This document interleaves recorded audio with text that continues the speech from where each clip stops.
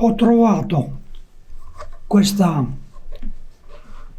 ordinanza che è divenuto proprio decreto, che tutti i tonni che vengono portati in pescheria a Trieste, che quella volta ai tempi di Austria erano molto rigidi,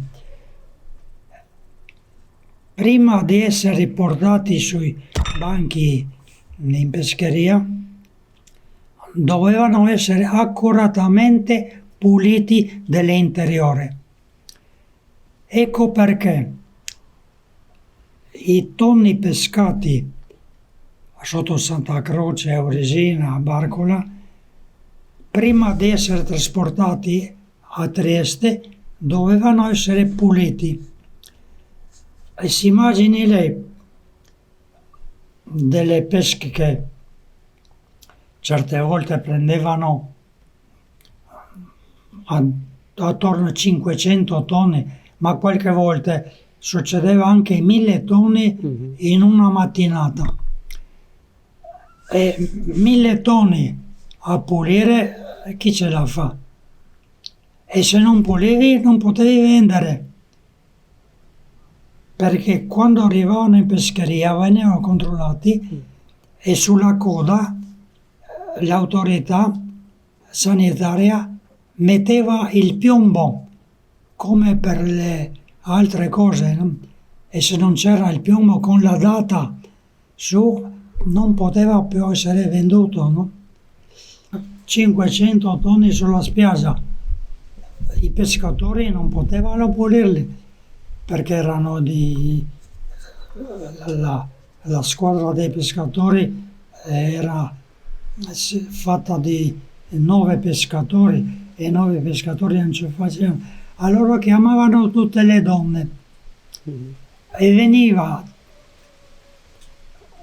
tutte le donne disponibili venivano sulla spiaggia e ognuna con il proprio coltello che se lo portava da casa, perché non c'erano tanti coltelli, no? Sventravano i tonni e poi li lavavano in mare e poi li trasportavano nuovamente sulla tonnera e li portavano a Trieste in pescheria.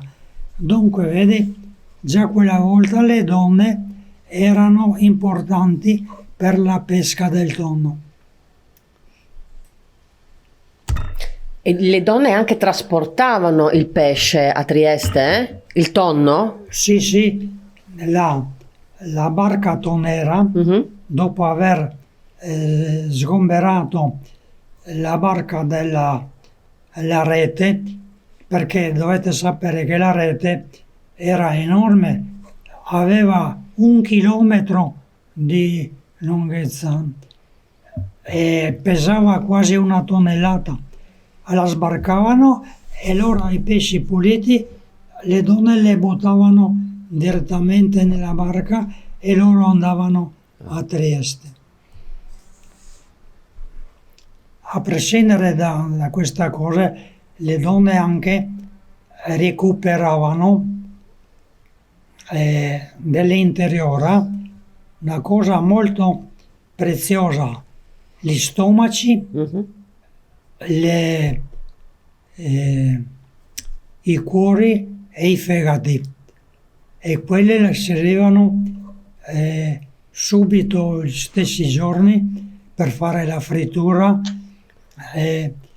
I stomaci invece no, li seccavano al sole per fare le trippe di tonno durante l'inverno.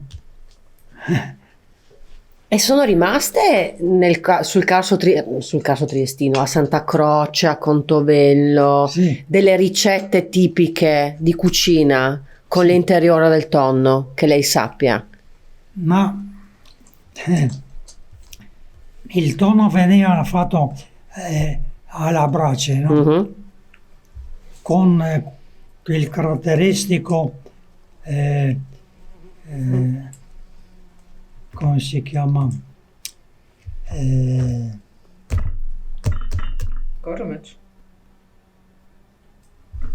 Cos'era il coromaccio? Corno, cioè il Mhm, finocchietto sì, sì, sì, sì, selvatico. finocchietto selvatico. Ah. Buonissimo, è buonissimo.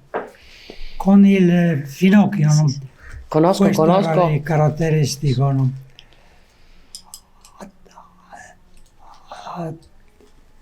Però era interessante che quando vennero fatte le pesche, tutto Prosecco e Contovelo odoravano di frittura di pesce. No?